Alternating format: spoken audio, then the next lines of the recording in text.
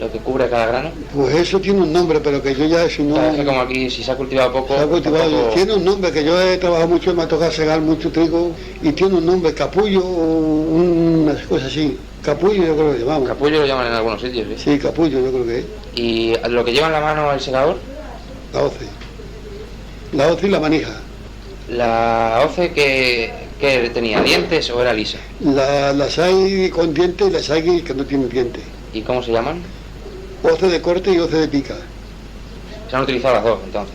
Sí, se utiliza, se sigue utilizando. Se sigue utilizando. Sí. Al jefe de una cuadrilla de segadores, ¿qué nombre se le daba? Manijero. Lo que se ponía el segador en los dedos, Manija. eso era para 3, ¿no? Para 3 dedos.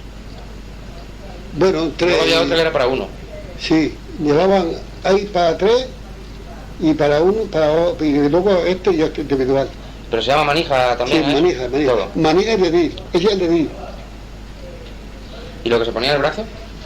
Manguera, ¿Y aquí en el pecho? zamarreta. ¿Lo que coge el segador con una mano para cortarlo con la hoz que lleva en la otra? Eso era la manija. Lo que coge de trigo, la parte de trigo que coge y la corta, que Claro. luego le da una vuelta. Eso se llama la manada y luego la llave, Y unas cuantas manadas juntas que forman. gavilla. ¿Y con cuántas manadas se hace más o menos? Depende, eso ya depende. Depende del segador. 4 o 5. Hay gente que hace la manada más grande, Claro. otros hacen más pequeña. Sí, depende. pero que estaba ahí entre 4 o 5. Sí, entre 4 o 5. Y muchas gavillas juntas que forman. Una hace.